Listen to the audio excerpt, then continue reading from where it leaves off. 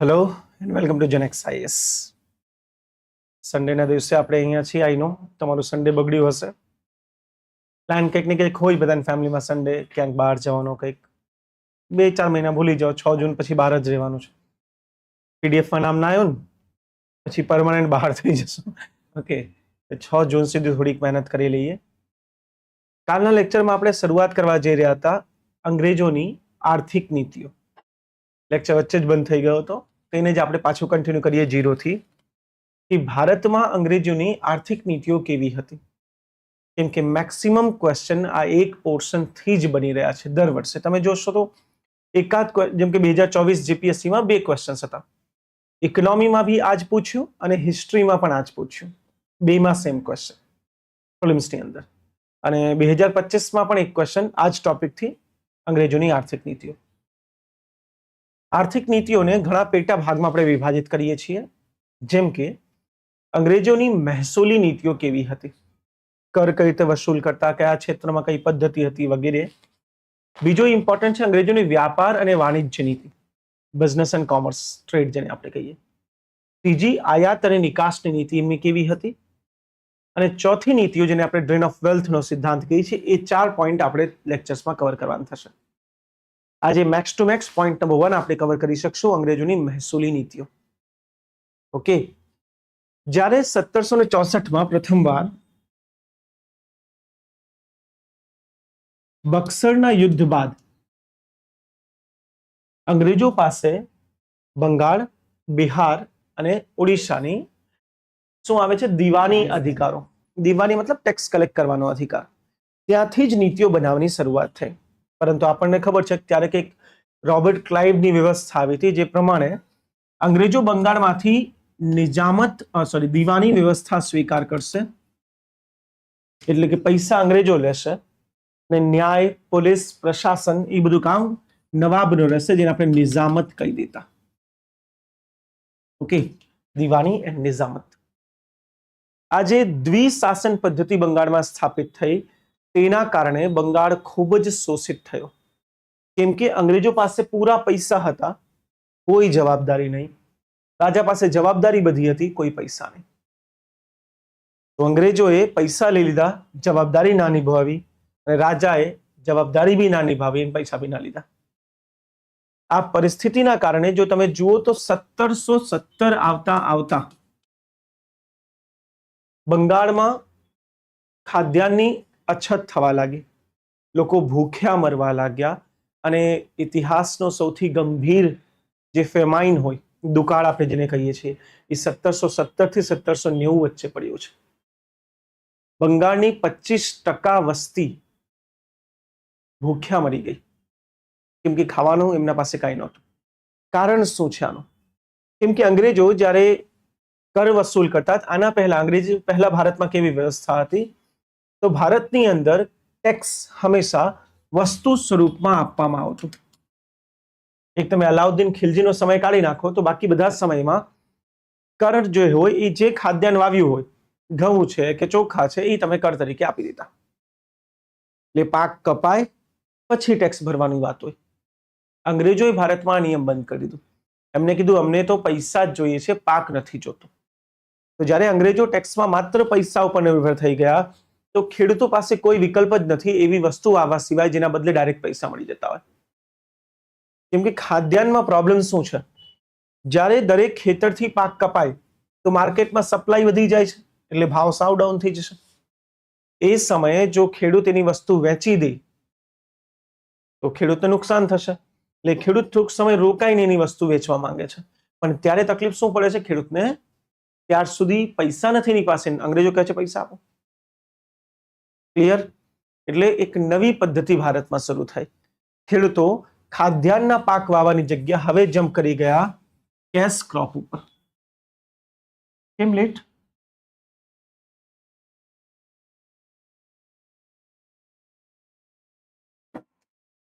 Cache crop ઉપર. Cache ક્રોપનો અર્થ શું થાય? રોકડિયા પાક. કપાસ, ઇન્ડિગો અથવા તો જૂટ, આવા પાક આપણે વધારે વાવવા લાગ્યા.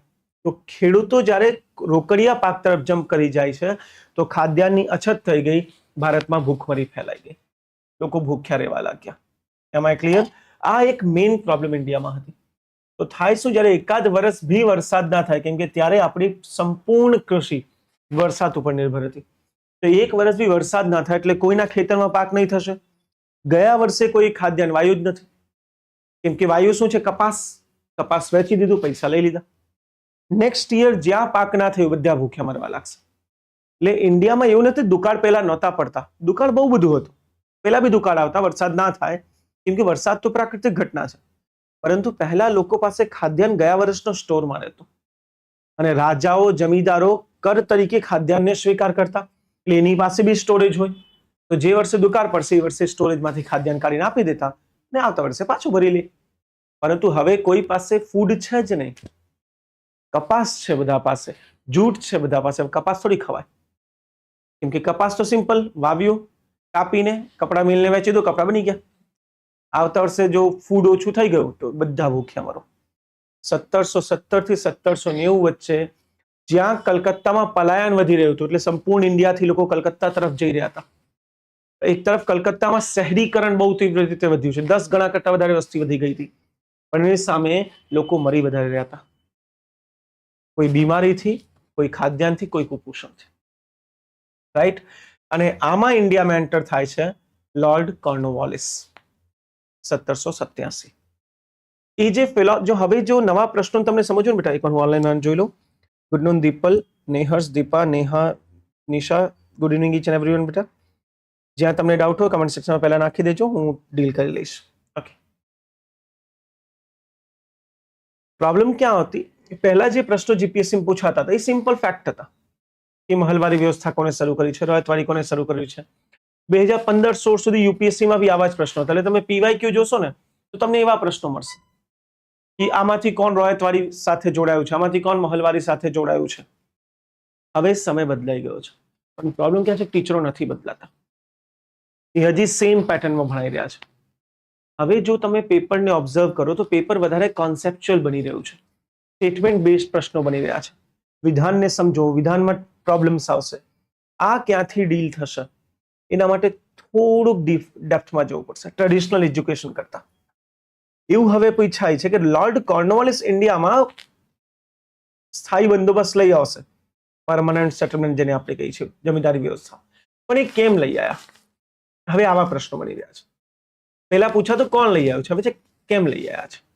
જ્યારે લોર્ડ કોર્નવોલિસ ભારત આવે છે, ધ્યાનથી સમજો, કોર્નવોલિસ પોતે ઇંગ્લેન્ડના જમીનદાર સમાજથી હતા, જેને ત્યાં લેન્ડલોર્ડ્સ અથવા તો એરિસ્ટોક્રેસી ક્લાસ કહેવામાં આવે છે. કોર્નવોલિસ એક સમૃદ્ધ પરિવારથી હતા, એટલા સમૃદ્ધ કે સાહેબ ઈસ્ટ ઇન્ડિયા કંપનીના મોટા માલિકોમાંથી એક હતા એના બાપા. ઓકે.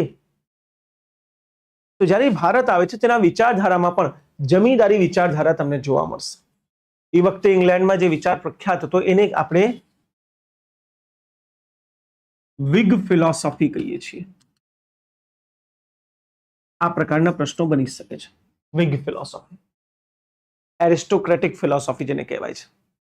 આ વિચાર પ્રમાણે જમીનની માલકી હંમેશા કોઈ સમૃદ્ધ વ્યક્તિ પાસે રહેવી જોઈએ અને બાકી બધા વ્યક્તિ એના હેઠળ કામ કરવા જોઈએ.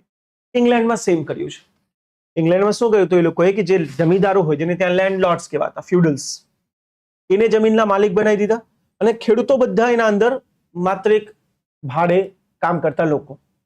એનાથી થયું તો ત્યાંના જે જમીનદારો હતા એને પાસે જ્યારે આવક વધી તો એને કૃષિમાં ઇન્વેસ્ટમેન્ટ કર્યું, ટેકનોલોજીમાં ઇન્વેસ્ટમેન્ટ કરી, સિંચાઈમાં ઇન્વેસ્ટમેન્ટ કરી અને ઇંગ્લેન્ડમાં ઉત્પાદકતા વધી ગઈ. એ પ્રકારનો વિચાર કોર્નવોલિસનો ભારતમાં પણ હતો કે ભારતમાં બી જો આપણે કોઈ એકને સમૃદ્ધ બનાવીએ, ડાયરેક્ટ ઇન્ડિયાના પોઈન્ટ ઓફ કોન્ટેક્ટ આને રાખી દઈએ તો એનાથી ફાયદો શું થશે કે જે માની પાસે પૈસા આવશે આ ટેકનોલોજીમાં ઇન્વેસ્ટ કરી દેશે અને એનાથી ઉત્પાદકતા વધી જશે. ઉત્પાદકતા વધી તો અંગ્રેજોની આવક વધી ગઈ. બીજી એક મોટી પ્રોબ્લેમ શું હતી? અંગ્રેજો સામાન્ય ભાષા, લોકોની ભાષા સમજતા નથી, એટલે ઘરે ઘરે જઈને કર વસૂલી કરવામાં એમનો ખર્ચ વધારે હતો. કેમ કે 50 ખેડૂતો છે, કોની પાસે જઈને તમે કર વસૂલી કરશો? કલેક્શનનો ખર્ચ વધી જતો તો આવકથી. એટલે કોર્નવોલિસે ભારતમાં એક નવી વ્યવસ્થાની શરૂઆત કરી અને એ વ્યવસ્થા કઈ રીતની છે? કોર્નવાલિસે કીધું હવે આપણે એક એક ખેડૂત પાસે જવું નથી, એને સિમ્પલી જે આપણા જમીનદારો હોય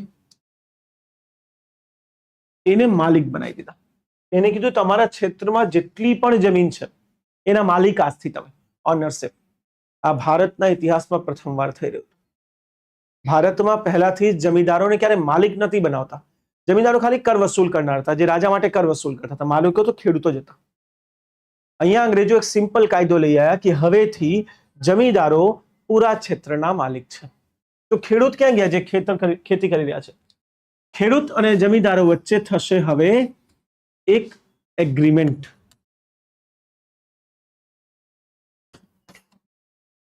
અને આ એગ્રીમેન્ટને કીધું પટ્ટા. હવે જમીનદારો ખેડૂતોને પટ્ટા આપી દેશે અને ખેડૂત આ જમીનના માત્ર ભાડવત છે, એ ક્યારે માલિક નહીં બની શકે. I hope you guys are getting my point. પહેલા જે જમીન પર કૃષિ કરતા હતા ને એ માલિક હતા. હવે આપણે શું કહીએ છીએ? તમે જમીનના માલિક નથી, તમે એક ભાડવત છો, જેને જમીન કોની પાસેથી ભાડા પર લીધી છે? જમીનદાર પાસેથી. અને જમીનદાર જે જમીનને માપીને ભાડા પર આપતો એને જ આપણે પટ્ટા વ્યવસ્થા કીધી. એ પટ્ટા આપવાની શરૂઆત કરવામાં આવી છે. એમ આઈ ક્લિયર? અને આ રીતે બધા ખેડૂતોને પટ્ટો મળી જતો, જેમાં ખેડૂત જમીનદારને કર ભરતા. આ કર શરૂઆતમાં 50 થી 60% જેટલું લગાડવામાં આવ્યું હતું. બહુ હેવી ટેક્સેશન હતું, કુલ ઉત્પાદનના 50-60%. જ્યારે આ જમીનદારને પટ્ટા ટેક્સ આપશે, જમીનદાર પાસે એક હજી અધિકાર છે કે જો કોઈ ખેડૂત ટેક્સ ના આપી શકે તો જમીનદાર એને જે સંધિ છે એને તોડીને બીજાને જમીન આપી દેશે. એટલે ભારતમાં પ્રથમવાર આ ઓક્શનિંગ વાળી વ્યવસ્થા ચાલુ થઈ. આના પહેલા એવું નહોતું. આના પહેલા ભારતમાં શું થતું? કોઈ ખેડૂત જો ટેક્સ ના આપી શકે તેને સજા મળતી, ફાઇન લગાડી દેતા, કાં તો 4-5 કોડા મારી દેતા. જમીનની માલિકી વેચવામાં નહોતી આવતી. આને કોમર્શિયલાઇઝેશન કહેવામાં આવે છે, જમીનનું વ્યાપારીકરણ. આના પહેલા ભારતમાં જમીનનું વ્યાપારીકરણ નહોતું. જમીન એક સામૂહિક સંપત્તિ હતી. હવેથી જમીનને વ્યક્તિગત સંપત્તિ બનાવી દેવામાં આવે. તમે ટેક્સ આપવામાં ચૂક કરી, ચાલો તમે વેચી દો, બીજાને આપી દો, તો તમે હવે રોડ પર. આના પહેલા ઇન્ડિયામાં આવી સિસ્ટમ ક્યારે નથી. રાજા મહારાજાઓ ક્યારે નથી કર્યું. રાજા મહારાજાઓ સિમ્પલ હતા, આ વર્ષે ટેક્સ નહીં આપશો ધુલાઈ કરીશું ને આવતા વર્ષે ફાઇન લગાડી દઈશ. જમીન પર કબજો નથી થતો ઇન્ડિયામાં. અંગ્રેજો આ નવી સિસ્ટમ ચાલુ કરી, જમીનદારોને આ અધિકાર આપી દીધું. ક્લિયર? સૌથી ખતરનાક ઘટના ઘટી હતી 1827માં. અંગ્રેજો એક વિશેષ કાયદો લઈને આવ્યા. યુપીએસસી પીવાય ગયું છે. આ કાયદા પ્રમાણે અંગ્રેજોએ જમીનદારને એવી વિશાળ શક્તિ આપી દીધી કે તમે ખેડૂતો સાથે કઈ રીતે વ્યવહાર કરશો, તમે ખેડૂતની જમીન વેચશો નહીં વેચશો, એમાં અમે હસ્તક્ષેપ જ નહીં કરીએ. એમાં કોર્ટ કઈ નહીં કરી શકે. આ કેવી અજીબ વાત છે કે જમીનદાર જ્યારે ઈચ્છે જે ખેડૂતની જમીન ઈચ્છે છીનવી શકે છે, એને મારી શકે છે, એની સાથે કંઈ પણ વર્તન કરી શકે છે. અંગ્રેજો હસ્તક્ષેપ નહીં કરે, ન્યાયપાલિકા હસ્તક્ષેપ નહીં કરે. એટલે આ પદ્ધતિ પ્રમાણે બિચારા ખેડૂતો હંમેશા માટે જમીનદારના ગુલામ થઈ ગયા. એટલે યુપીએસસીએ પૂછ્યું હતું કે આ કાયદા પ્રમાણે શું થયું હતું. આ કાયદા પ્રમાણે જમીનદારો અતિશય શક્તિશાળી થઈ ગયા હતા. I hope you guys understood my point. Sure? હવે જમીનદાર પાસે પૈસા આવી ગયા, તો જમીનદાર અને અંગ્રેજો વચ્ચે કેવા સંબંધો રહેશે? આમાં અંગ્રેજોએ એક બેસ્ટ ઓપ્શન આપ્યું જમીનદારોને.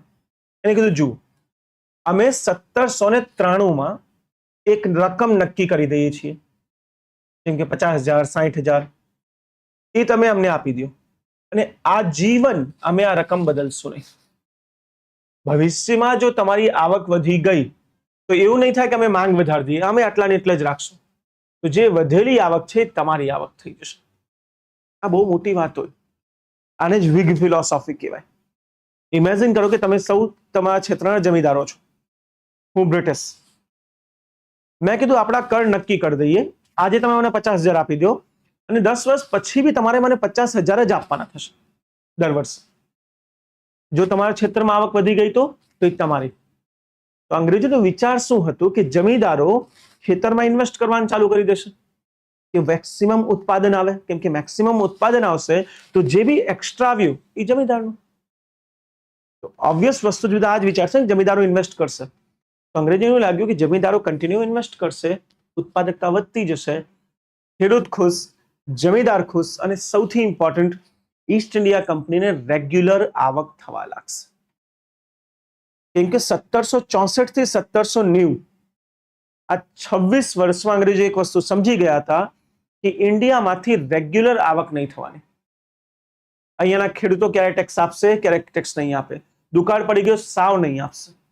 તમે મારો કંઈ પણ કરો, પણ અંગ્રેજોને પૈસા જોઈએ છે. કારણ સમજો. જમીનદારોને ઉપર બેઠા છે અંગ્રેજો. અંગ્રેજોમાં ઈસ્ટ ઇન્ડિયા કંપની. હવે ઈસ્ટ ઇન્ડિયા કંપનીની એક મોટી જવાબદારી છે. દર વર્ષે આ કંપનીને અંગ્રેજી સંસદને, પાર્લિયામેન્ટને પૈસા ચૂકવવાના છે, એના એકાધિકાર જાળવી રાખવા માટે. યાદ છે ને તમને? અંગ્રેજી સંસદે ઈસ્ટ ઇન્ડિયા કંપનીને એક એકાધિકાર આપ્યો છે કે તમારા સિવાય ભારત અને ચાઇના સાથે વ્યાપાર કોઈ નહીં કરશે. એના બદલે કંઈક પૈસા તો ચૂકવવાના છે. તો ઈસ્ટ ઇન્ડિયા કંપનીને સતત પેમેન્ટ સંસદમાં કરવાની છે દર વર્ષે. એટલે અહીંયાથી પૈસા આવવા પણ જરૂરી છે. પણ ઇન્ડિયાની પ્રોબ્લેમ, અહીંયા કોઈ રેગ્યુલર ઇન્કમ નથી. દુકાળ પડી જાય કે કઈ બી પડી જાય તો સીધું ખેડૂત ના પાડે છે, નથી પૈસા મારું તો મારું, જેલમાં નાખું, જેલમાં નાખું. ઈસ્ટ ઇન્ડિયા કંપનીના સંસદને ના કહી શકે ને મારું હોય તો મારું જેલમાં નાખું, જેલ નાખો. કેમ કે સંસદને આ વર્ષે પૈસા ના મળ્યા, આવતા વર્ષે એકાધિકાર કેન્સલ કરી દેશે. શું આપ લોકો મારી વાત સમજી રહ્યા છો? એટલે ઈસ્ટ ઇન્ડિયા કંપનીને કોઈ પણ સંજોગોમાં રેગ્યુલર આવક જોતી હતી. અને બીજી પ્રોબ્લેમ, જો તમને થોડુંક મોડર્ન હિસ્ટ્રી ખ્યાલ હોય, જે આપણે પહેલા ભણીને આવ્યા છે, આ સમય દરમિયાન ઈસ્ટ ઇન્ડિયા કંપની સતત યુદ્ધ લડી રહી છે. એંગ્લો મૈસૂર યુદ્ધ, બંગાળ યુદ્ધ, કર્ણાટિક યુદ્ધ, મરાઠા યુદ્ધ, સતત યુદ્ધ લડી રહી છે. યુદ્ધમાં ઈસ્ટ ઇન્ડિયા કંપનીનો ખર્ચો ખૂબ જ થઈ રહ્યો છે. યુદ્ધ એક તો લડવાથી ખર્ચો થાય, બીજું વ્યાપાર ઉપર પણ અસર થાય. તો વ્યાપારથી થતી આવક યુદ્ધ દરમિયાન બંધ થઈ જાય છે. ઇન્વેસ્ટમેન્ટ ચાલુ રહેશે, ખર્ચો ચાલુ રહેશે. રાઈટ? તો ઇંગ્લિશને કંઈક એવી સોર્સ ઓફ મની જોઈએ છે જે યુદ્ધ દરમિયાન પણ કન્ટિન્યુ ફંડિંગ કરે. ઉત્પાદન થાય કે ના થાય, પૈસા આવવા જોઈએ. એટલે અંગ્રેજોને ખૂબ જ જરૂર હતી એક રેગ્યુલર પેમેન્ટની. સંસદની માંગ પૂરી કરવા માટે, ભારતમાં યુદ્ધની માંગ પૂરી કરવા માટે, અને મોસ્ટ ઇમ્પોર્ટન્ટ, કોર્નવાલિસ જ્યારે ભારત આવ્યા તો તમને યાદ હોય તો એમને દરેક અધિકારીઓની પગાર અતિશય વધારી દીધી હતી. એ પગારની પૂર્તિ કરવા માટે બી અંગ્રેજો પાસે પૈસા જોતા હતા. જો ડાયરેક્ટ ખેડૂતોથી અંગ્રેજો ટેક્સ વસૂલ કરે, ડાયરેક્ટ ખેડૂતોથી, તો નો ડાઉટ પૈસા વધારે આવશે. પણ ક્યારે આવશે કે નહીં આવે એ નક્કી નથી. એટલે અંગ્રેજો એક સિમ્પલ સિસ્ટમ ચાલુ કરી દીધું ભારતમાં, બંગાળની અંદર, કે અમારે ખેડૂતોથી કોઈ લેવા દેવાનું નથી. અમે સીધી વાત કરશું જમીનદારોથી. એક વારમાં નક્કી કરી દઈએ છીએ કે આટલા જ પૈસા લેશું. હા ભાઈ, એક જ વાર નક્કી કરી છે, ભવિષ્યમાં વધારશું નહીં, એટલે વધારે લેશું. Right or wrong? એટલે શરૂઆતી સમયમાં અંગ્રેજોએ જે કિંમત નક્કી કરી એ ખૂબ જ વધારે હતી ટેક્સની. ઉત્પાદનના ઘણીવાર 80% સુધી પહોંચી જતી. આટલી મોટી રકમ એમને નક્કી કરી દીધી. બીજું શું કીધું કે જો ભાઈ બધી વસ્તુ સાચી છે, ભવિષ્યમાં આવક વધશે, તમે જ કમાશો, અમે કઈ માંગશો નહીં, બધું બરાબર છે, તો એક શરત છે અમારી. જે ડેટ કહીએ છીએ, જેમ કે આજે છે 8 માર્ચ, તો જેમ મેં કીધું કે 8 માર્ચ તમારા પેમેન્ટની ડેટ છે, તો 8 માર્ચ સૂરજ ડૂબે, જેને સનસેટ કહેવાય, ત્યાર સુધી જો પૈસા ના આવી ગયા તો રાત્રે તમારી જમીન વેચી મારશો. કોની? જમીનદારોની. તમારી પૂરી જમીનદારી વેચી દેવામાં આવશે. આટલા સ્ટ્રિક્ટ રૂલ તો બેંક બી ફોલો નથી કરતી. અને આ સૌથી વિવાદિત વસ્તુ હતી, જેને કહેવાય સનસેટ ક્લોઝ. Sunset close. આ વ્યવસ્થામાં સનસેટ ક્લોઝ હતું કે જો સૂર્ય ડૂબી ગયો તો તમારી જમીનદારી ડૂબી ગઈ. અને અંગ્રેજો એને જમીનદારી પર કબજો કરે, એક નવી વ્યવસ્થા ચાલુ કરી હતી. પબ્લિકલી એને નીલામ કરી દેતા. નેક્સ્ટ સવાર થાય એટલે દુનિયાના દરેક જમીનદારોને બોલાવવામાં આવે અને કહે છે બોલો આની જમીન કોણ ખરીદશે. એમાં જમીનદાર, એનો પરિવાર આમ ઉભો રહે, એનું મહેલ વેચવામાં આવે, એના ઘરના ઘરેણા. ઘણી વાર તો એવું જોવા મળ્યું સાહેબ કે જમીનદારોના ઘરના વાસણ સુધી વેચાઈ ગયા. ઘરના વાસણ, મહિલાઓના ઘરેણા, ગાડીઓ, એક તો ગાડી એટલે જે પેલી હોય ઘોડાગાડી વગેરે, એ બધું વેચવામાં આવતું ખુલ્લેઆમ. હવે આ જમીનદારોના ગૌરવ વિરુદ્ધ હતું.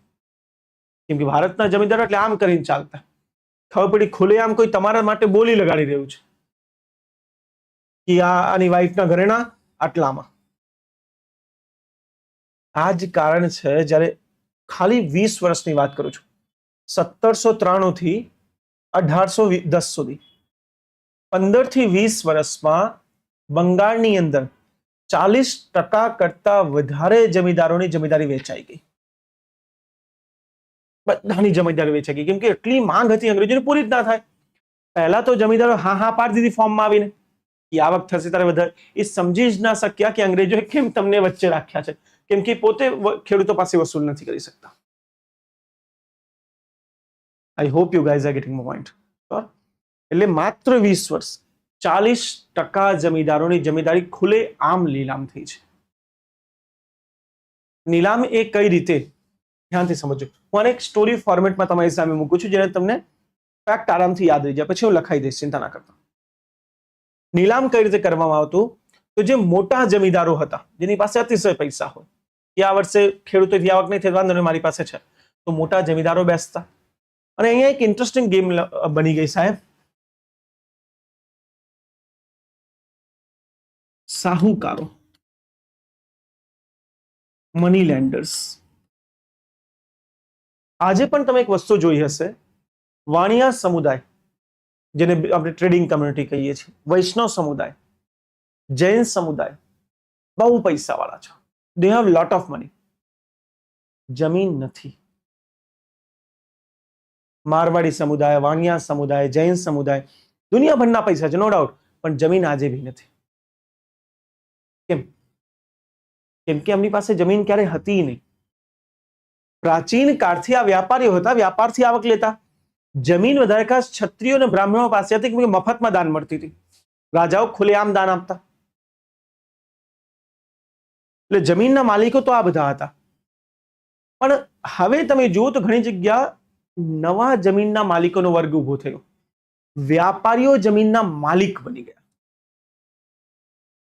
ભારતના ગામડાઓ એક અલગ વ્યવસ્થા હતી. ભારતના ગામડાઓમાં ગામડાનો એક જમીનદાર હોય અને ત્યાં જે ખેડૂતો છે, તો જમીનદાર અને ખેડૂત વચ્ચે એક ઇમોશનલ સંબંધો પણ હતા. મારા ભાઈના અત્યારે લગ્ન છે, હું શોપિંગ કરવા ગયો, રવિન્દ્ર સાહેબને ખબર છે, તો અમારા ત્યાં આજે પણ આટલી આધુનિકતા આવવા બાદ પણ પ્રજા માટે કપડાં લઈ જવા પડે. સાહેબને ખબર છે, પ્રજા માટે કપડાં એટલે ગામના જે નાઈ હશે, જે ધોબી હોય, અથવા તો, અને એમની સન્માન અતિશય છે. મને ખબર નહીં ભારતમાં જાતિ પ્રથાની વાત કોણ કરે, exactly schedule caste, schedule tribe અથવા તો ઓબીસી ટ્રાઇબ બધા માટે, અને ગૌરવથી, એટલે દાન માટે ને ગૌરવથી. આપ મને એક વસ્તુ કહો, મને તો મારો એ ધર્મ ખબર છે જેમાં દુલ્હાને તિલક લગાડવા માટે નાઈ જ જોઈએ. જ્યાર સુધી નાઈ દુલ્હન તિલક નહીં લગાડીને પગલી ના બાંધે ત્યાર સુધી દુલ્હો આગળ વધી જ ના શકે, કોઈ બી સમુદાયનો દુલ્હો હોય. નાઈનું સન્માન ક્યાં છે? પંડિત જેટલો છે. ધોબણ જ્યાર સુધી મહિલાઓના પગમાં રંગ ના લગાડે, દુલ્હન ડોલી ના ચડી શકે. હું તો એ ધર્મને ઓળખું છું. મને ખબર નહીં કે અંગ્રેજોએ કઈ રીતે ભારતમાં એટલું વિભાજન લાવી દીધું કે બધાને શોષણ થયું છે. તો શોષણ થયું તો આ વ્યવસ્થા શું હતી જે અમારી ગ્રામીણ વ્યવસ્થા હતી?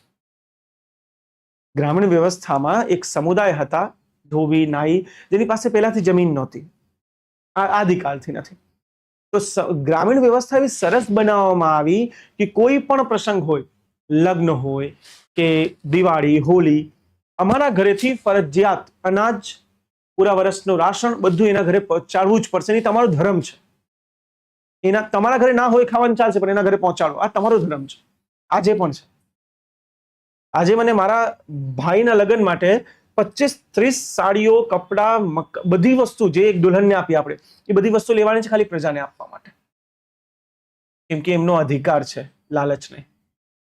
આ પ્રકારની ગ્રામીણ વ્યવસ્થા, આ તો આજે આપણે સ્વતંત્રતા બાદની વાત કરી છે, તો વિચારો ત્યારે કેવી હશે. ત્યારે પરફેક્ટ એવી એક વ્યવસ્થા હતી જેમાં જમીનદારો માત્ર શોષણ નહોતા કરતા, જરૂર પડવા પર બધાની મદદ પણ કરતા. ત્યારે પાક ના આવે તો જમીનદારો એની કર્મમાં માફી કરી દેતા હતા, જરૂર પડે ત્યારે એની સાથે ઉભા રહેતા. એટલે જમીનદાર અને ખેડૂતો એમના વચ્ચે એક પરસ્પર આંતરિક સંબંધો હતા, અને જેની કડી હતી વર્ણ વ્યવસ્થા. એ પ્રમાણે પૂરી વ્યવસ્થા ચાલતી હતી ગામડાની. એટલીસ્ટ ગામડામાં કોઈ, મને તમે એક વસ્તુ કહી દો, અંગ્રેજો ભારતમાં આવ્યા એના પહેલા એક સમય બતાવ્યો જ્યારે ભારતમાં કોઈ ભૂખ્યો મળતો. જો ભારતીય સમાજ એટલું જ ખરાબ હતું તો ભૂખ્યા મરવા જ હોતા હતા. અંગ્રેજોના સમયમાં એકડા બંગાળમાં સાહેબ 20 લાખ લોકો મરી ગયા. અને આપણે આ સમાજને સારું સમાજ કહીએ છીએ. અને ભારત જેમાં 3,500 વર્ષથી કોઈ ભૂખ્યો નહોતો મળતો, એ સમાજ ખરાબ હતો? વિચારવાનો પ્રશ્ન તો છે. અંગ્રેજો આયા, આ વ્યવસ્થા લઈ આવ્યા, એટલે શું થયું સાહેબ? જે મની લેન્ડર સમુદાય હતા, એટલે આ લોકો શહેરના વાણિયાઓ છે, પૈસાવાળા છે, અને વધારે ખાસ અંગ્રેજો છે, જે ઇંગ્લિશ વ્યાપારીઓ હતા. હવે અંગ્રેજ ઇંગ્લેન્ડથી ભારતમાં આવે છે, એટલે એની પાસે કોઈ જમીન થોડી હશે ભારતની. પૈસા હશે નો ડાઉટ, પણ જમીન નહીં હોય. સનસેટ ક્લોઝના લીધે શું થયું? જ્યારે આગલા દિવસે હરાજી થાય તો આ અંગ્રેજો હરાજીમાં બેસી જતા. અંગ્રેજો અને મોટા જમીનદારો, જેમનું ગામડા સાથે કોઈ સંબંધ નથી, અને આ લોકો પાસે પૈસા તો હતા જ, અંગ્રેજોને પૈસા આપી દેતા, પૂરી જમીનદારી ખરીદી લેતા. માત્ર 20 વર્ષમાં ગામડાઓની ડેમોગ્રાફી બદલાઈ ગઈ. સાહુકારો જે પહેલા ગ્રામીણ જમીનમાં 0% માલિક હતા, માત્ર 0%, એક વીઘા જમીન નથી એમની પાસે. પૈસા છે પણ કોઈ વેચે તો ખરીદશો ને. આપ મને કયો, આપણું ભારત એટલું ખરાબ છે, ચાલો હું માન લઉં, તમારી બધી વાત સાચી, અમારી સંસ્કૃતિ ખરાબ છે. અંગ્રેજો પહેલા વાણિયા સમુદાય ભારતમાં હતું, અતિશય પૈસા હતા, કેમ જમીન નહોતી ખરીદી લેતા? કેમ જમીન ના ખરીદી? કેમ કે કોઈ વેચવા વાળું નહોતું સાહેબ. કોઈ જમીન વેચવી જ નહોતી પડતી આ દેશમાં. એવી પરિસ્થિતિ હતી અમારી. જમીન વેચવાની, જમીનને એક પ્રોડક્ટ તરીકે, કોમોડિટી તરીકે અંગ્રેજોએ બનાવ્યું છે. એની મહેસૂલી નીતિ બનાવી દીધી છે. આના પહેલા ભારતમાં જમીન કોઈ પ્રોડક્ટ હતી જ નહીં. જમીન તો સિમ્પલ હતી, ભાઈ હું જ્યાં મર્યો છું ત્યાં મારો બાપ મરશે, ત્યાં મારો દીકરો બી મરશે, ખતમ. 4-5 પેઢી એક જ જગ્યા રહેવાની છે, કોઈ જમીન છીની નહીં શકે. અંગ્રેજો એને કોમોડિટી બનાવી દીધી, વસ્તુ કે હવે લે અને વેચ થાય. અને 20 વર્ષ 1793 થી 1810 આ 0% થી વધીને શહેરી માલિકો 40% થઈ ગયા. ગામડાઓની 40% જમીન એમની પાસે જતી રહી, જે ત્યાં રહેતા બી નથી. આ બધા કલકત્તા રહે છે. ખાલી હરાજી થાય ત્યારે આવતા ગામડામાં જમીન ખરીદીને નીકળી જતા. ઓકે, અમને કોઈ સહાનુભૂતિ હશે ભારતીય સાથે કે ગામડાના ખેડૂતો સાથે? કોઈ નહીં. આ લોકો નિયમ એકદમ સિમ્પલ, જે દિવસે કર ભરવાનો છે આપી દો, બાકી તમારી વાટ લાગી જશે. અને એટલે જ એ સમયે એક નવી પ્રથા ચાલુ થઈ, લાઠિયા.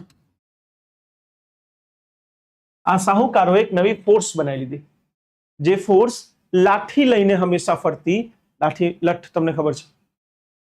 અને જે ખેડૂત પૈસા પણ ના પાડ દે એને ઊંધું ટાંગી દે, 4-5 દિવસ ખેતરમાં પાણીની અંદર સૂર્યની સામે ઉભા રાખી દે, મારતા, એની ચામડી કાઢી લેતા. આવી ખતરનાક યાતના ખેડૂતોને એ લોકો આપતા કે કંઈ પણ કરો, પૈસા લાવો, ધેટ્સ ઇટ, કમ્પ્લીટ. તો મની લેન્ડર્સ, સાહુકારો પાસે જ્યારે જમીન જવા લાગી તો જે આપણું પ્રાચીન ભારતીય ગામડાઓનો સમાજ હતો એ ખતમ થઈ ગયો. અને આ લોકો 0 સેન્સિટિવિટી રાખતા હતા, ખુલ્લેઆમ શોષણ કરતા. અને એક સિમ્પલ રિલેશન છે, કોમર્શિયલ રિલેશન. જેમ આજે તમે જો આધુનિક સમયમાં વિદ્યાર્થી અને ટીચર વચ્ચે એક જ રિલેશન, કોમર્શિયલ રિલેશન. તમે ફીસ ભરો, હું 2 કલાક ભણાવીશ. તમે જ્યારે જેનેક્સમાં હો, તમને ખબર છે અહીંયા વ્યાપાર જેવું તો કઈ છે જ નહીં. હું બધાને ટિફિન ચોરી કરીને ખાતો, જ્યાં મળી જાય હાલો ભાઈ મંડી પડીએ. કેમ કે મને આજ નથી, હિસ્ટ્રી ભણ્યો છું ને, એટલે મેં જોયું છે કોમર્શિયલ રિલેશનનું પરિણામ શું. એટલે આપણે જેની ટિફિન મળી જાય કોઈ મૂકવાની જ નહીં ભાઈ, સાફ જ કરી નાખો. ટેસ્ટ સારો રહેવું જોઈએ, કન્ડિશન આપણને કોબીચ ના રહેવી જોઈએ. I don't like. સિમ્પલ ભાષામાં વાત કરીએ તો આ લોકોએ ગ્રામીણ સંબંધ ખરાબ કરી, શહેરી અમીરો થઈ ગયા. એની પાસે પૈસા દુનિયા ભરના હતા, તો એક વર્ષે જો પાક ના આવે તો આ લોકો કર ભરી દેતા, અને જેમ આવતા વર્ષે આવ્યો ખેડૂતો પાસે ડબલ લઈ લે. હવે ખેડૂત શું કરે બેચારો આમાં? એની પાસે પૈસા તો નથી, માર ખાવા કરતા ખેડૂત એક નવી વ્યવસ્થા ચાલુ કરી.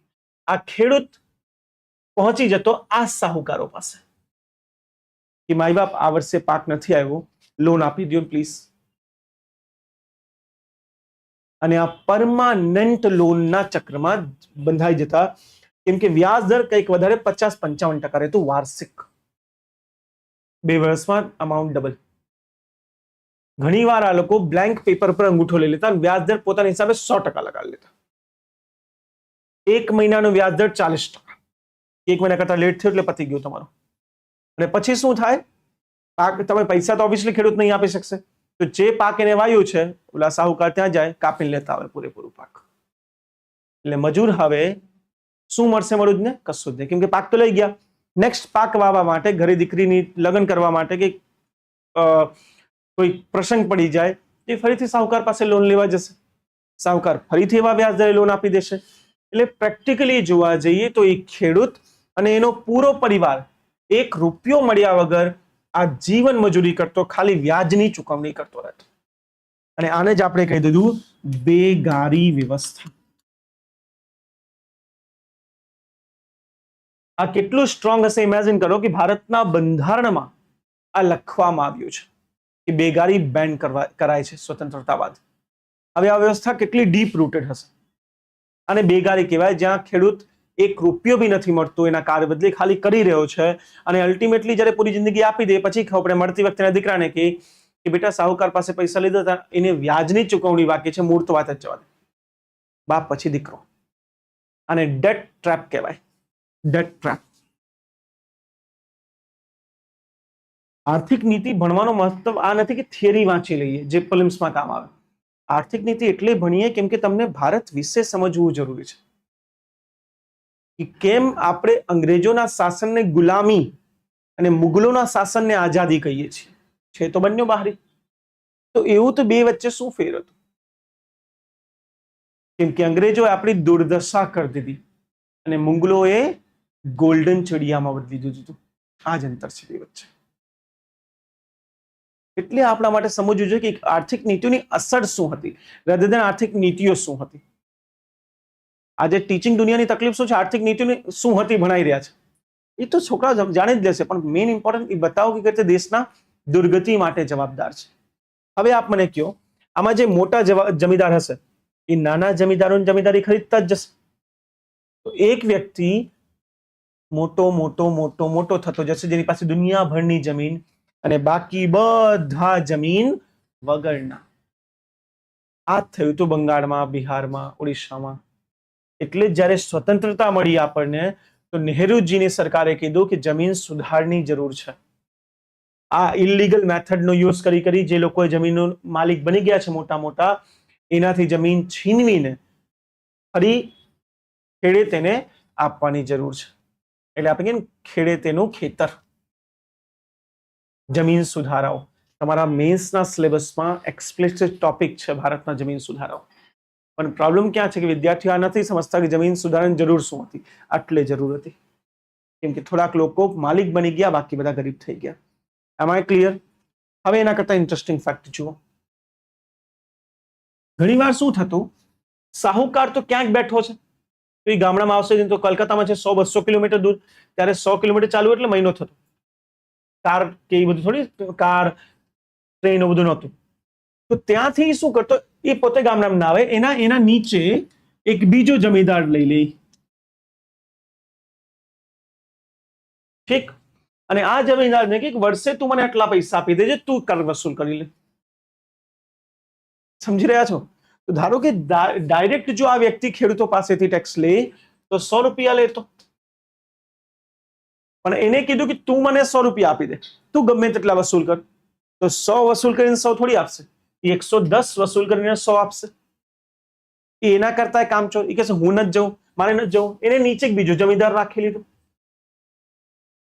કે તું મને 110 આપી દેજે, તો નીચે 120 વસૂલ કરશે. You will be very shocked, કેમ કે કોઈ બુકમાં આ ફેક્ટ નથી. આ જે સ્તરો આપણે જોઈ રહ્યા છીએ, કેટલીક જગ્યાએ આ સ્તરો 20 સ્તરના હતા. એટલે 20 મધ્યસ્થ પોતપોતાની કમિશન કાપીને ઉપર આપતા રહે. તમે ઇમેજિન કરો ખેડૂત કેટલું ભરતો હશે. કઈ જ નહીં મળે, નહીં જ મળશે એટલે તો ભિખારી થઈ ગયો, મરી ગયો, સુસાઇડ કરવા લાગ્યો, ભૂખમરી આવી ગઈ. કેમ કે 20 સ્તર 20 માણસ પોતાની કમિશન કાપશે તો આને મળશે 100 રૂપિયા, બરાબર. અને જે 100 રૂપિયાને મળ્યા એમાંથી 11 ભાગ કરવાના અને 10 ભાગ લઈ જશે અંગ્રેજો, એટલે 1 ભાગ આને મળશે ટોટલ.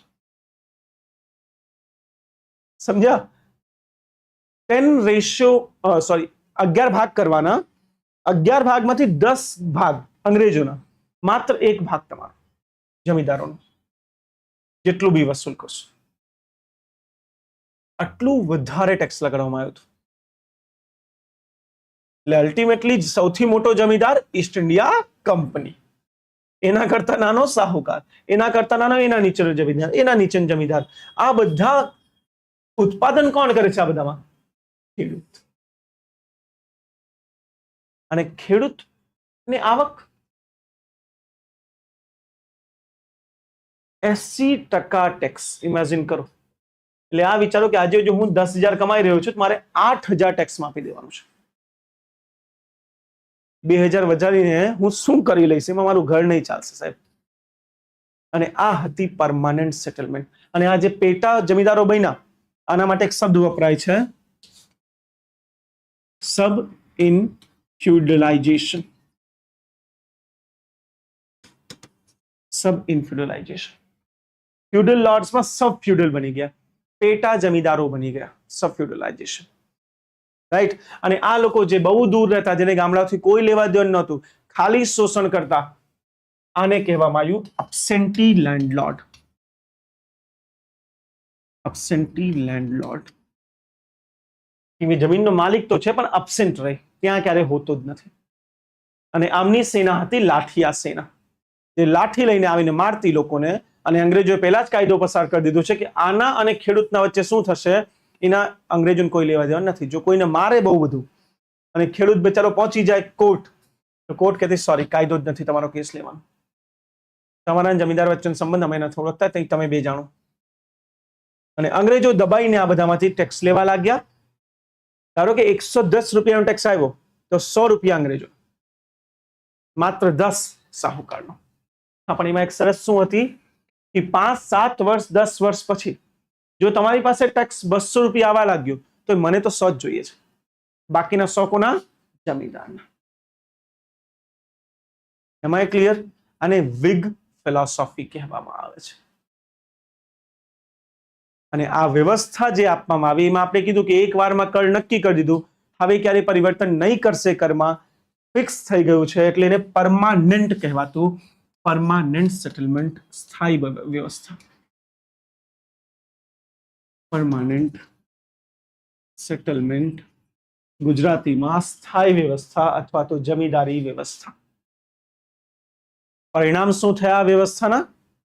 સબ ઇન્ફ્યુડલાઇઝેશન, જેમાં એકના નીચે એક જમીનદાર, એકના એક જમીનદાર, એક જમીનદાર, જે બધા પોતાનું કટ લેતા અને છેલ્લે ખેડૂત બધું ભરે છે.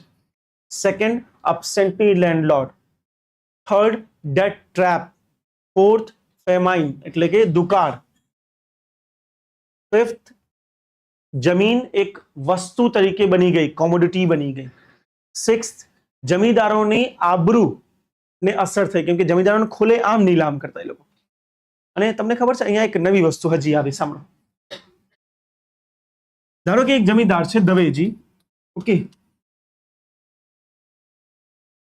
એમની જમીન વેચવાની છે, કેમ કે સનસેટ ક્લોઝ ઉપર પૈસા ના ભરી શક્યા. એની એક બેનપણી છે, શું નામ હતું બેટા? હા, રાધિકા. એની એક બેનપણી છે રાધિકા. જેમ દવેજીને ખબર પડી કે મારી જમીન વેચાવાની છે, એને રાધિકાને ફોન કરી દીધો. રાધિકાની બીજી એક બેનપણી છે તન્વી, એને પોતાની ફ્રેન્ડ્સને ફોન કર્યો, તમે બધા જાઓ અને જ્યાં હરાજી થાય છે ત્યાં બેસી જાઓ. સમજી રહ્યા છો? શું કરવું છે તમને? તમને મારી જમીન ખરીદવાની છે, જ્યારે અંગ્રેજો વેચશે તો. અને બીજી એક વસ્તુ ધ્યાન રાખજો, મારી જમીન વધારે મોંઘામાં ના વેચે. આઈ હોપ તમે સમજી રહ્યા છો. તો જ્યારે દવેજીની જમીન વેચાશે, તો રાધિકા કાં તો તન્વી કાં તો એના જેવા પરિવારના સભ્યો ખરીદી લેશે. અને પછી જેમ બધું શાંત થઈ ગયું, એ જમીન પાછી દવેજીના નામે થઈ જશે. પરિવાર લેશે 1000-2000 લઈને પાછા નામે કરી દેશે. અને બેનામી સંપત્તિ કહેવાય છે. બેનામી સંપત્તિ આ પણ પરમનન્ટ સેટલમેન્ટનું એક પરિણામ છે, જ્યાં લોકો અંગ્રેજોને બાયપાસ કરતા ઇન્ડિયન્સને આવડે છે. જમીનદારો જ્યારે ઓક્શન થતું પોતાના પરિવારને બેહાડી દેતા કે તમે ખરીદી લ્યો, અને ભાવ એવો બોલવાનો કે અંગ્રેજો મજબૂર થઈ જાય આપવા માટે. ઘણી વાર તો જેટલાની જમીનદારી હોય એના કરતા સસ્તામાં અંગ્રેજોને વેચવું પડતું, કેમ કે કોઈ ખરીદવા વાળું નથી. એવું નથી કોઈ ખરીદવા વાળો નથી, આવા જ નથી કોઈ ખરીદવા વાળા, બધા પરિવારો જ બેસી ગયા અને હરાજીમાં બોલી જ ઓછી લગાડશે. સમજી રહ્યા છો? અને બેનામી સંપત્તિ સિસ્ટમ કહેવાય, આ પણ આ જ વ્યવસ્થામાં ચાલુ થઈ હતી. અને એ જ કારણ છે, આ વ્યવસ્થાના કારણે બે પ્રકારના જમીનદારો બન્યા. એક જમીનદાર જે અમીર મની લેન્ડર્સ સાહુકારો, અને આ જમીનદારોએ લાઈફ ટાઈમ લોયલિટી દેખાડી અંગ્રેજો પ્રત્યે, કેમ કે આમાંથી એમની તો આવક જ વધતી ગઈ, સમય સાથે મોંઘવારી વધી, ઉત્પાદન વધ્યું, અંગ્રેજોને થોડી વધારે આપવાનું છે. જે આવક વધી એ બધી જમીનદારોની. ઇવન અંગ્રેજો પોતે ભવિષ્યમાં, મને યાદ છે એકવાર થોમસ મુનરો કરીને એક ગવર્નર બન્યા છે, મદ્રાસના ગવર્નર થોમસ મુનરો, એમને અને કોર્નવાલિસ વચ્ચે ચર્ચા થઈ છે. તો મુનરોએ કોર્નવાલિસને કીધું કે તમારા રાજ્યમાં 30 થી 40% જમીનદારોની આવક વધી ગઈ છે 10 વર્ષ. કંપનીને કેટલી વધી છે? 0. કેમ કે કંપનીની આવક તો નક્કી છે કે એને 100 રૂપિયા પહેલા કહી દીધું 100 જ આપશું, એમ કરતા વધારે નહીં. હવે કંપનીની આવકની જગ્યાએ જમીનદારોની આવક વધતી ગઈ, જમીનદારો સંપન્ન થતા ગયા. એટલે એમની તો એક જ ઈચ્છા હતી, કંઈ પણ થાય અંગ્રેજો ભારતથી ના જવા જોઈએ, કેમ કે આ જતા રહ્યા તો આ પૂરી વ્યવસ્થા તૂટી જશે.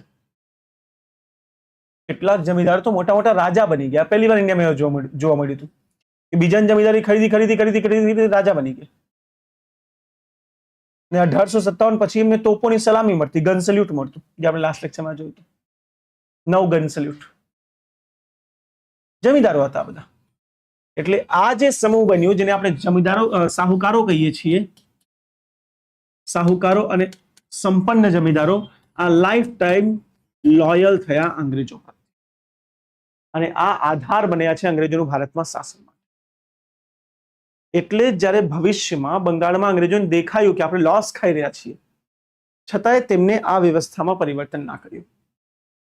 કરી શકતા હતા ને ફ્યુચરમાં, જ્યારે એમને ખબર પડી કે આપણે લોસ ખાઈએ છીએ, કરીને ચેન્જ કરી નાખ્યા. અંગ્રેજો ક્યાંના હગ્ગા છે, તો પોતાની વાતથી 50 વાર પલટે, આમાં પલટી જતા. ના પલટ્યા, કેમ કે એમને જોયું કે ઇન્ડિયામાં લોયલ્ટી સારી મળી રહી છે આપણને, અને બીજું આ જમીનદારો દ્વારા આપણે લોકો પર ડાયરેક્ટ કંટ્રોલ કરીને બેઠા છીએ. એમની જે લાઠિયા ફોર્સ હતી એ અંગ્રેજો માટે સ્પાયનું કામ કરતી. બીજો એક જમીનદારોનો સમૂહ બન્યો જે ગરીબ જમીનદારો હતા, જેની જમીન વેચાઈ ગઈ હતી, જેની જમીન વેચાઈ ગઈ હતી. એવા જમીનદારો જે છે સાહેબ, એ અંગ્રેજો વિરુદ્ધ થઈ ગયા. Right or wrong? અને આ લોકોએ મળીને કર્યું છે 1857 નો વિપ્લવ. 1857 નો વિપ્લવમાં સૌથી મોટી ભૂમિકા હતી જમીનદારોની, જેની જમીનદારી નીલામ થઈ હતી ખુલ્લેઆમ. જ્યારે વિપ્લવ થાય છે, સેના આવે છે દિલ્હી બંગાળ, તો સેનાને રહેવા માટે જગ્યા, ખાવા માટે આહાર, હથિયાર બધું જમીનદારો પૂરી પાડી રહ્યા છે. અને આ જમીનદારોના વિરુદ્ધમાં જ્યારે અંગ્રેજોએ દમન કરવાનું ચાલુ કર્યું, તો સાહુકારોએ મદદ કરી અંગ્રેજોની દમનમાં. એટલે 1857 બાદ ભી ઘણીવાર વિચાર થયો કે જમીનદારી હવે બંધ કરી દઈએ, કેમ કે 100 વર્ષ થઈ ગયા. તો અંગ્રેજો કીધું નહીં, આ લોયલ ક્લાસની આપણને બહુ જ જરૂર છે ઇન્ડિયામાં શાસન કરવા માટે. એટલે જમીનદારોએ, અંગ્રેજોએ ક્યારે આ સિસ્ટમ બંધ જ ના કર્યું. ફાઇનલી આ સિસ્ટમ 1950માં બંધ થાય છે, સ્વતંત્રતા બાદ જમીનદારી અબોલિશન એક્ટ દ્વારા. હવેથી આ સિસ્ટમ બંધ અને જમીન સુધાર ચાલુ. I hope you guys are getting my point. Sure? તો આ રીતે આ પૂરી વ્યવસ્થા ભારતમાં શાસન કરીને ગઈ. અંગ્રેજો મજબૂર હતા, આવક નહોતી, છતાં બંધ ના કરી શકે. લોયલ ક્લાસ ઉભી હતી, એબ્સેન્ટી લેન્ડલોર્ડ હતા. એ પૂરી કહાની મેં તમારી સામે ખોલીને મૂકી દીધી છે. હવે આમાં અસર પૂછે કે કંઈ પણ પૂછે, તમે આરામથી આન્સર લખી શકશો.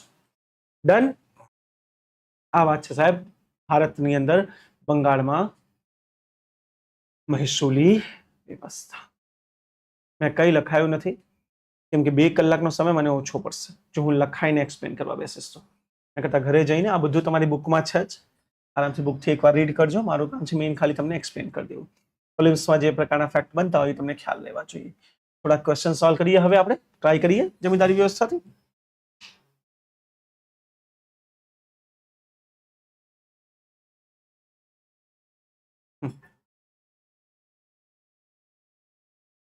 આ સ્ટેટમેન્ટ 1 છે,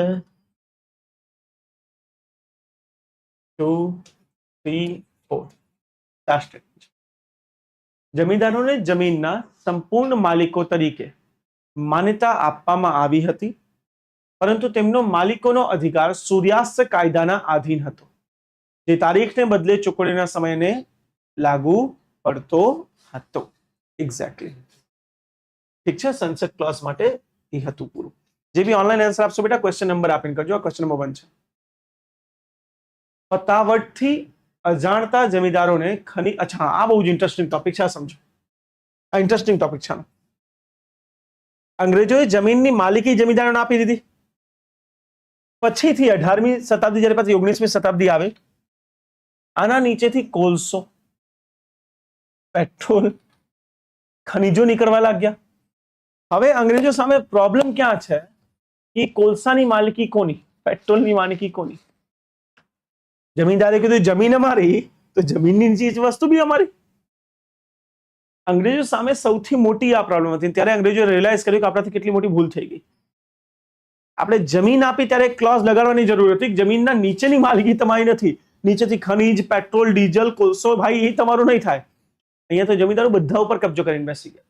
એટલે જે જમીનદારો પાસે જમીન વધી હતી, અમીર લોકો, એને તો જેકપોટ લાગી ગયો જ્યારે એના નીચેથી ખનીજ મળી ગયું. કેમ કે તમને ખ્યાલ હોય તો જમશેદપુર, કલકત્તા, ઓડિશા આ ભારતના ખનીજોનો ગ્રહ છે. અહીંયાથી જ દરેક ખનીજ ભારતમાં આપણે કાઢી રહ્યા છીએ. તો જમીનદારીની સાથે સાથે ખનીજ ફ્રી. અને અંગ્રેજો પોતે હવે આ જમીનદારો પાસેથી ખનીજ ખરીદવાના પૈસા આપતા હતા. આ સૌથી શોકિંગ વસ્તુ હતી. અંગ્રેજો માટે સૌથી મોટું લોસ. ઇવન બ્રિટનના સંસદમાં ટોપિક ડિસ્કસ થયું કે આપણે એક બીજો કાયદો લઈ આવે ને જમીનના નીચેની માલિકી આપણે લઈ લઈએ. પણ પછી તકલીફ શું પડી, જો આ જમીનદારોની લોયલ્ટી ગઈ ને તો ઇન્ડિયામાં રાજ્ય કરવું મુશ્કેલ થઈ જશે. એટલે એ કરી શક્યા નહીં. ફટાફટથી અજાણતા જમીનદારોને ખનીજ અને કોલસાના ભંડાર સહિત જમીનના ઉપજમીન અધિકારો આપવામાં આવ્યા હતા, જે મૂળ બ્રિટિશ દ્વારા ઇચ્છિત ન હતા. સાચી વાત છે, અંગ્રેજો ઇચ્છિત નહોતા પણ તોય મળી ગયા. તે ત્યારે વિચાર્યું જ નહોતું. આ પ્રણાલીનો હેતુ વિગ શૈલીનો જમીનદાર ઉમરાવ વર્ગ બનાવવાનો હતો, જે બ્રિટિશ ઉમરાવ જેમ કૃષિ સુધારણામાં મૂળ રોકાણ કરશે. યસ, ઉદ્દેશ્ય તો આ જ છે કે વિગ સમૂહની રચના કરીએ. ફોર્થ, પટણી પ્રણાલી આ સમાધાનના ઉત્પાદન તરીકે ઉભરી આવી, જેના કારણે રાજ્ય અને ખેડૂત વચ્ચે મધ્યસ્થી હિતોના એક સરસ ઉભા થયા છે. યસ, પટણી જે આપણે વાત કરી સબ ઇન્ફિલ્ટ્રેશન, ઘણા બધા વચ્ચે જમીનદારો આવી ગયા હતા, એ પ્રથા પણ હતી. તો આમાં જવાબ આવજો, 4 વિધાન સાચા છે. હવે આ ક્વેશ્ચન છે બધા ટફેસ્ટ, યુપીએસસી લેવલનો આ પ્રશ્ન છે. જે આ સોલ્વ કરી ગયું એની બહાર મારા હિસાબે કોઈ એક્ઝામમાં પૂછાશે નહીં. 1% ચિંતા ન કરતા. આ લેવલ બાદ તમારી ઈચ્છા થાય એક્ઝામ આપી દો. જ્યારે લેક્ચર સ્ટાર્ટ કરું ત્યારે જ કહી દઉં છું કે આ લેક્ચર બાદ તમે યુપીએસસી આરામથી આપી શકો છો. જીપીએસસી આપો કોઈ વાંધો નહીં. દરેક એક્ઝામ તમારા માટે શક્ય છે, કેમ કે આપણે હાઈએસ્ટ લેવલની સ્ટડી કરી રહ્યા છીએ. આના કરતા ડિફિકલ્ટ ક્વેશ્ચન નહીં બની શકશે. આ કોન્સેપ્ટ અને ફેક્ટનો મિક્સર છે, કેમ કે આ વાળો ફેક્ટ કોઈ બુકમાં નથી, પટની વાળો ફેક્ટ કોઈ બુકમાં નથી. સનસેટ ક્લાસ તમને મળી જશે, વિગ થિયરી તમને ક્યાંય નહીં મળે. Rarest of the rare cases આપણે જોઈ રહ્યા છીએ કે તમારી જો એક્ઝામિનર ગાંડો થવું હોય કે ભાઈ હું કંઈ પણ પૂછીશ તોય તમે રેડી રહેવા જોઈએ. ત્યારે પૂરું ગામ રડતું રહેશે ને કે અરે યાર ટફ પેપર હતું, પેપર પત્તા જ પેલું એનાલાઇસિસ ચાલુ થાય. પેપર ટફ હતું, મોડરેટ હતું કે ઇઝી હતું? વ્યવસ્થિત ભણ્યા હોય તો બધા પેપર ઇઝી છે, નથી ભણ્યા બધા પેપર ટફ છે. અને એક્ઝામ બાદ એનાલાઇઝ ના કરવાનું હોય. મારી ટીચિંગ મેથડ આ છે, એક્ઝામ પહેલા આપણે એનાલાઇઝ કરી લઈએ કે કયો પેપર જે દુનિયા ટફેસ્ટ કહેશે એ તમારા માટે ઇઝી કઈ રીતે બની શકે. કેમ કે દેશ દુનિયા 4 ટોપિક ભણે છે આમાં પરમાનન્ટ સેટલમેન્ટમાં કે 10 ના છેદમાં 11 નક્કી થયું હતું, ક્યારેક વધારામાં નહીં આવશે, સનસેટ ક્લોઝ હતું, ખતમ ચેપ્ટર. અને પછી થોડુંક અપડેટ આવી ગયું કે જમીનને નીચે જમીનની માલિકી કોની હતી, પટોણી સિસ્ટમ કોને કહેવાય, રડે છે બધા બેસે. પેપર ટફ હતું. હવે કોઈ ફાયદો નથી. હવે પીડીએફમાં નામ નહીં આવે. ક્લિયર? મને ખબર છે આપણી પાસે ટાઈમ ઓછો છે. 6 જૂનની અંદર એક્ઝામ છે. હું મેક્સ ટુ મેક્સ 3 થી 4 સબ્જેક્ટ કવર કરી શકીએ ત્યાર સુધી. આજથી તમારે પોલિટી બી ચાલુ થઈ જશે. સર આવે છે 2 વાગે પોલિટી ચાલુ કરી દેશે આ મીડિયમમાં. 2 સબ્જેક્ટ તમારા ઇમ્પોર્ટન્ટ ચાલુ થઈ જશે. 2 બીજા આપણે 45 દિવસ પછી ચાલુ કરી દઈશું. 4-5 સબ્જેક્ટ હું મેઇન ખેંચી લઈશ. પણ આમાં મારી ગેરંટી છે કે જો તમે ઈમાનદારીથી મારી સાથે એમસીક્યુ સોલ્વ કરી લો રોજ બાય રોજ, તો એક્ઝામમાં 200 માંથી 120 તો ક્યાંય નથી ગયા. અને આપણે મેરિટ માટે 90 સુધીની જરૂર છે, કરતા વધારે 120 તો તમને લિખિત ગેરંટી આપો છો કે આ લેવલ પછી નહીં જ પૂછી શકે કોઈ ક્વેશ્ચન. ફાઇનલ પાસ થશો, ગેરંટેડ. પણ થોડીક સરળતા છે કે તમે રિવિઝન બી કરતા રહો સાથે સાથે. કહાની સાંભળીને ઘરે જઈને સુઈ જાઓ તો કોઈ ફાયદો નથી. હા, આની બહાર પ્રશ્ન બનશે એનો શક્યતા જ નથી. આ બીજો છે, ટ્રાય કરો એના કરતા ટફ. પૂર્વમાં જમીદારી પ્રણાલીથી દક્ષિણ અને પશ્ચિમ, અચ્છા સોરી આ બાકી છે. પેલા દક્ષિણમાં જોઈ લઈએ શું છે. જમીદારી માળખામાં સૂર્યાસ્ત કાયદો અને 1799 ના નિયમ 7 હપ્તમ સંબંધિત નીચેના વિધાનોનો વિચાર કરો. આ કયો કાયદો છે? મેં તમને જે કીધું હતું, જે જમીનદારોને વધારે અધિકાર આપતો કાયદો છે. યાદ છે ને કે ખેડૂતોની જમીન ગમે ત્યારે કબજો કરી શકે વગેરે.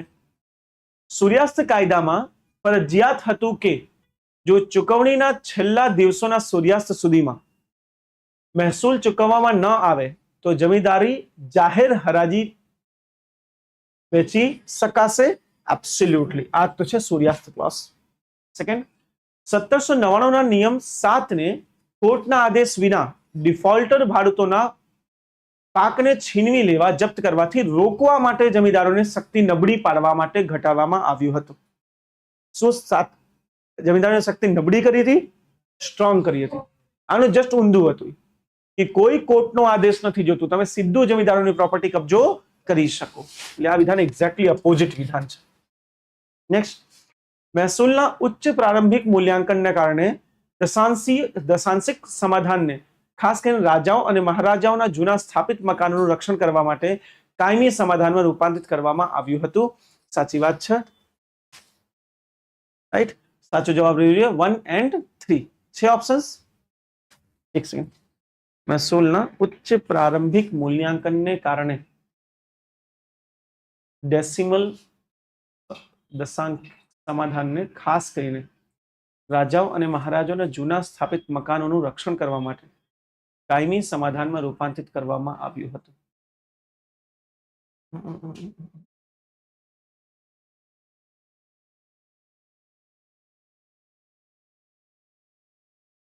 નહીં બેટા, ઉભી રહે.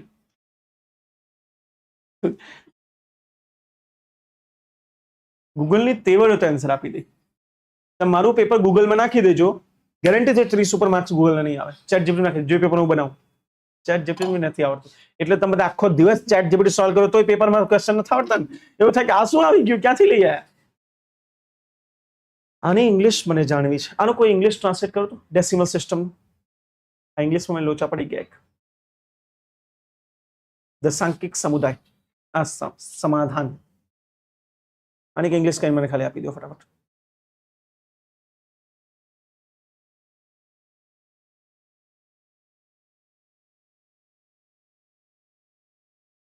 પ્રારંભિક મૂલ્યાંકનને કારણે દશાંશિક સમાધાનને ખાસ કરીને રાજાઓ અને મહારાજાઓના કાયમી સમાધાનમાં રૂપાંતરિત કરવામાં આવ્યું હતું.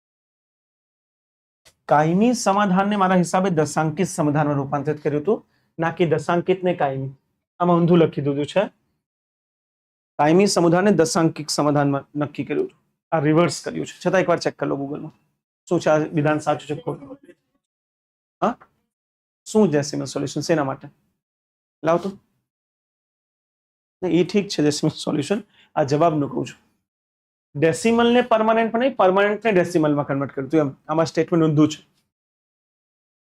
એકવાર સર્ચ કરો પછી મને કહો. ઓનલાઈન વાળા જે ખેલાડીઓ છે તમને કંઈક આવડતું હોય તો બોલો. આ ક્વેશ્ચનમાં આપણે થોડુંક ગડબડ થઈ ગઈ છે, ફસાઈ ગયા છીએ.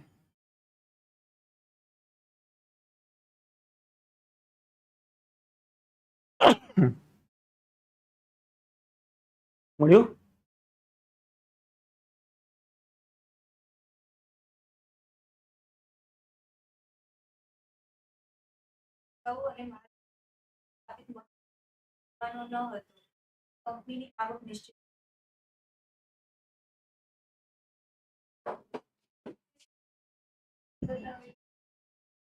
ખોટું જ છે, ખોટું જ છે.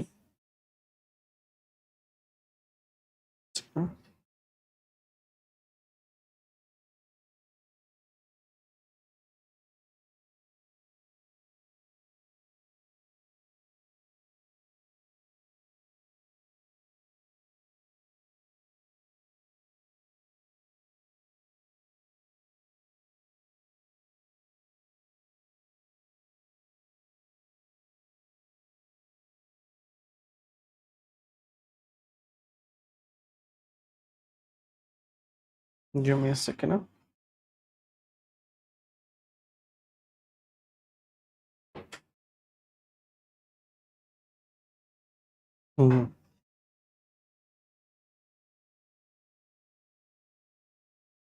ના લાયકો એટલે મેં ડેસિમલ કર્યું.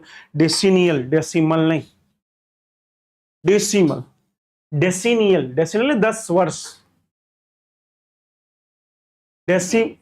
હા, મેં કીધું કેમ આવો લોચો પડે છે. ડેસિમલ એટલે દશાંક હોય, પોઈન્ટ. આ ડેસિનિયલ છે. ડેસિનિયલ એટલે 10 વર્ષનો સમાધાન.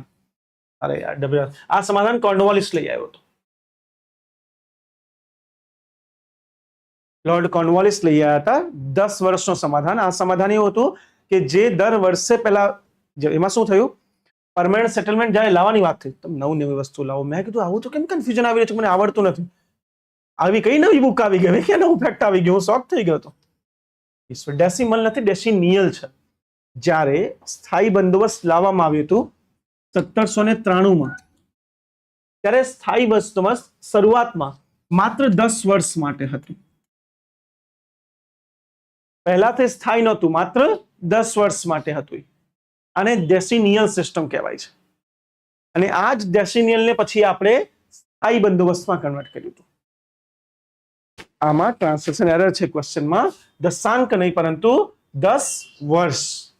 ડેસિનિયલ છે, ડેસિમલ કરી દીધું હતું ભાઈ, દશાંકિક નહીં. દશાંકિક ગુજરાતમાં આપણે દશમલવ નહીં કહીએ ને. આને 10 years, 10 વર્ષ. 10 વર્ષને ખાસ રાજાઓ નહીં, રાજાઓ માટે નહોતું, જમીદારો માટે હતું. આ પરમાનન્ટ સેટલમેન્ટ આપણે કોના માટે રહ્યા હતા? જમીદારો માટે. 10 વર્ષ વાળું જે સંવિધાન છે એ રાજાઓ મહારાજાઓ નહીં પરંતુ જમીદારો માટે હતું, કે જમીદારોનું સંરક્ષણ થઈ શકે. 10 વર્ષ બાદ એને આપણે લાયા હતા શરૂઆતમાં 10 વર્ષ માટે. 1793માં આપણે કીધું કે આ 10 વર્ષ ચાલશે.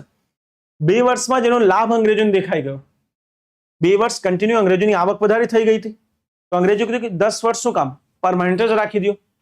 તો 10 વર્ષ સુધી એમને વાટ બી ના જોઈ. મારી વાત સમજજો. જો અંગ્રેજોએ 10 વર્ષ વાટ જોઈ લીધી હોત તો એને ક્યારે સ્થાયી ના કરતા. એમને ખબર પડી જાત કે ભાઈ સાહેબ આવક વધશે જમીદારોની, આપણે નહીં વધે. પણ અંગ્રેજો એટલી જલ્દીમાં હતા કેમ કે દુનિયાભરના યુદ્ધ ચાલી રહ્યા હતા, પૈસા જોતા હતા એમને. એમને 10 વર્ષ વાટ જ ના જોઈ. કોર્નવાલિસ જે વ્યવસ્થા લઈ આવ્યો તો કોર્નવાલિસ 1793માં ભારતથી બહાર જતો રહેશે. નેક્સ્ટ ગવર્નર જનરલ એને 10 વર્ષની વાટ જ ના જોઈ, 2 વર્ષમાં જ ફાઇનલ કરી દીધું. જવા દો, 10 વર્ષ વાટ ન જોઈ, 2 વર્ષમાં સ્થાયી કરી નાખો. રાઈટ. અને એક એના કરતા ઇન્ટરેસ્ટિંગ ફેક્ટ શું છે, કયા આધારે એ લોકોએ નક્કી કર્યું હતું કેટલું ટેક્સ મળશે? 1789 અને 90 આ વર્ષમાં જે કરાવ્યું હતું એ કરના આધારે નક્કી કરી દીધું. એટલે એક વર્ષમાં, ગયા એક વર્ષમાં કેટલું કરની વસૂલી અમે કરી છે એ આધારે આવનાર કર નક્કી કરવામાં આવ્યા હતા. આજીવન. આ અંગ્રેજોની સૌથી મોટી ભૂલ હતી. તમારે આજીવન કોઈ કર નક્કી કરવું છે તો 5 કે 10 વર્ષનો એવરેજ લેવું જોઈએ. અંગ્રેજો ગયા એક વર્ષના આધારે આવનાર પૂરા ભવિષ્યનું નક્કી કરી દીધું. એટલે જ અંગ્રેજો માટે સૌથી મોટું ફેલિયર આ સિસ્ટમ હતું. એમાંથી અંગ્રેજોને કોઈ આવક ના થઈ, એટલું પ્લાન કરીને ગયા બચાર તોય ના થઈ. ક્લિયર છે? અહીંયા તમારો સ્થાયી બંદોબસ્ત પતી જાય છે. હવે આપણે નેક્સ્ટ ટોપિક પર જમ્પ કરીએ. સ્થાયી બંદોબસ્તના ફેલિયરના લીધે તમે યાદ કરો તો 1790 ની અંદર 1791-92 એક યુદ્ધ થાય છે, તૃતીય એંગ્લો મૈસૂર યુદ્ધ, યાદ છે ને, જેમાં અડધું મૈસૂર અંગ્રેજો કબજો કરી લે છે ટીપુ સુલતાન પાસેથી. ત્યારબાદ હવે એ અડધા મૈસૂર માટે એક ગવર્નર તો બનાવવું પડશે ને, તો એ અડધા મૈસૂર માટે એક ગવર્નરની રચના કરવામાં આવી અને એ ગવર્નર બન્યા થોમસ મુનરો. આમને ગવર્નર બનાવ્યું, મદ્રાસના ગવર્નર. મુનરો એક અલગ વિચાર ધરાવતા હતા જે કોર્નવાલિસ નો હતો એના કરતા. કોર્નવાલિસ પોતે જમીદારી બેકગ્રાઉન્ડથી આવતા હતા, તો એને વિગ ફિલોસોફી સ્વીકાર કરી. મુનરો વ્યાપારિક બેકગ્રાઉન્ડથી આવતા હતા. અને બીજી વાત શું થઈ કે ઇંગ્લેન્ડમાં બે તક નવા વિચારો આવી ગયા છે, જેના જ્હોન સ્ટુઅર્ટ મિલ, જીએસ મિલ આ વિચાર ફેલાવનાર છે, જેને આપણે ઉપયોગિતાવાદનો વિચાર કહીએ છીએ, યુટિલિટેરિઝમ પ્રિન્સિપલ.